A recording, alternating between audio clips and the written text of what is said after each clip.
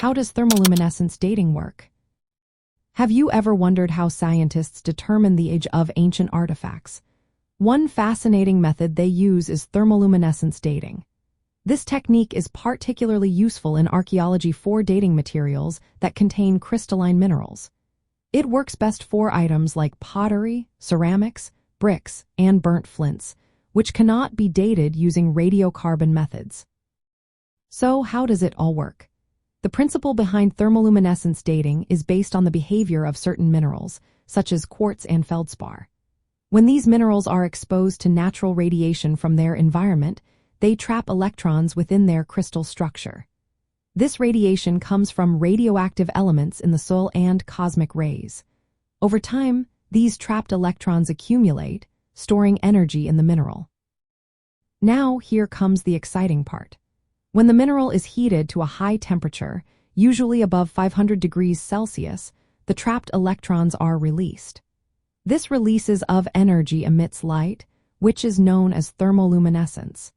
The intensity of this emitted light is directly related to the total radiation dose absorbed by the mineral since it was last heated.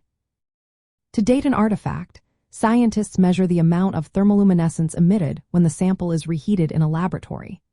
They also calculate the annual radiation dose the sample has absorbed from its environment.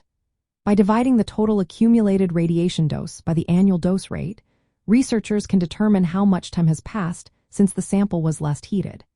This gives them an absolute date for the artifact, indicating when it was last fired or exposed to heat. From an anthropological standpoint, thermoluminescence dating is a helpful tool for establishing the timeline of human-made objects. It allows archaeologists to place artifacts within a chronological framework, which is essential for interpreting human behavior and cultural changes. For instance, dating pottery fragments can reveal the period during which a community was active, offering clues about trade, migration, or technological advancements.